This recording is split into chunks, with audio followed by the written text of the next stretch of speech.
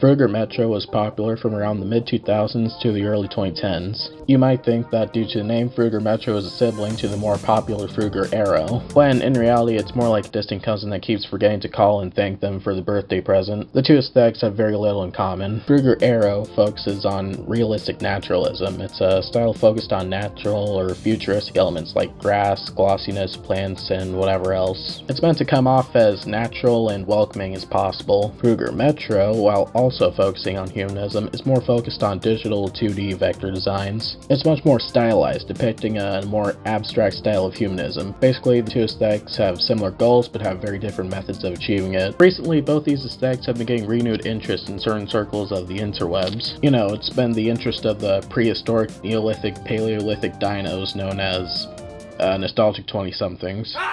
Frutiger Arrow has been getting most of the attention, but Frutiger Metro has been getting its time in the light too. Maybe if you finally called Frutiger Arrow back, people would like you more. You ever thought about that? With these styles becoming more popular again, people have also been interested in making stuff in the style. Now, look, I've tried making Frutiger Arrow art, but I'm not great at it. It requires more details, and most of the time necessitates using a 3D software. And I barely even know how to make a leaf, man. Give me a break. But Frutiger Metro art? I can do that, and so can you. Now let me clarify. This is not a tutorial or how-to or whatever.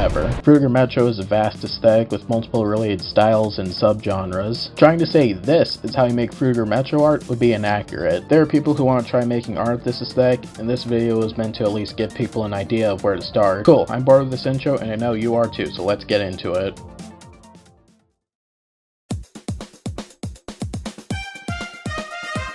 Usually I like to have some sort of subject for the picture. You know, something as a main support structure for the whole image. So I opened up Blender, the 3D software. Now I can't make a leaf, but the moon? That's easy. Get a circle, cut it in half, put a skin modifier on it, shrink the ends, and yeah, there's your moon. I put a toon shader on it, which gave it these cool pink shadows, and now it was ready to go. Of course, you don't have to use the 3D software for your art. This is just what I do when I'm in an unfamiliar situation. I grab a blender and hope for the best. I then rendered out the moon and put it in a blank canvas. The software I use is Adobe Photoshop because I have no moral principles. I wasn't satisfied with how dark the moon was, so I had to do some color correction. Because everything in Frutiger Metro is bright and colorful. If you make Frutiger Metro art and your eyes are bleeding, you're on the right track. I then started making the floor. I didn't really have any plan for this drawing, so I had no idea what to do for the floor. You see, a constant part of Frutiger Metro is flow. Even in a still image, the elements feel like they're dynamic and flowing, like it's jumping right off the screen. This helps it maintain the humanist elements its relative Frutiger Arrow is known for. So to capture that, I used the complex technique of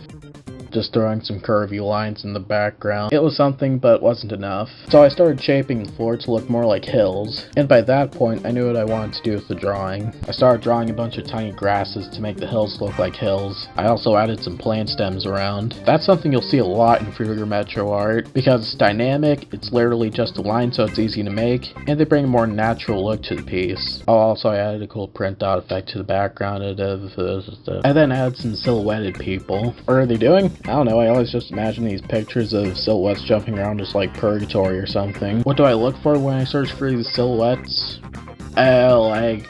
How close is it to the top results? I peppered a bunch of them around the scene. There's a few jumping around, one dude chilling out by the tree. Yeah, maybe purgatory isn't so bad after all. I then added another iconic part of Frutiger Metro stuff.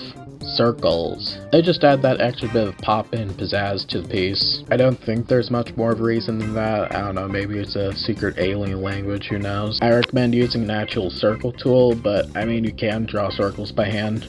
Hopefully you have a very steady one. I then added arrows. You don't see them too often, but they're really cool whenever they are used, so screw you, I'm using it. That's another thing you can take away from this, I guess. Don't be afraid to add your own sensibilities to it. With an aesthetic like this, you can take it in a lot of different directions. I tried drawing the arrows at first, but that looks like garbage, so I just took pictures from Google. I also wanted the arrows to burst out from the moon, but that also looked like garbage, so I stuck the arrows in the ground. Like garden gnomes. Speaking of ground, half the image was taken up by that, so I wanted it to look a bit more interesting. I first added some PS3 menu waves in, didn't like it, I added more circles instead. I also added more arrows underground, lurking, so when their prey passes by, they jump out and slaughter them.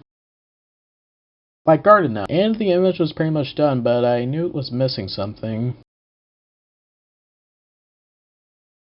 There, now it's done. You've got yourself a Frutiger Metro image. Oh, but if you want more 2000s YouTube style Frutiger Metro, you can pretty easily downscale it. I don't need any fancy online software or whatever. I just use the classic Bart Skeletor Joel method. Really small. Like that. Yes, we're really getting to that authentic 2002 experience. And there you go, a crusty looking image where you can practically hear a late 2000s step song playing over it. Again, this wasn't meant to teach you the right way to do this style. I don't like teaching people how to do their thing. So hey, get out there and try the style for yourself. Oh, and I'm literally telling people what to do, god damn it. So if you want to try this aesthetic for yourself, hopefully this video helped and got you on the track to making some cool stuff. Ow. Hey, dude. You don't want to, cat?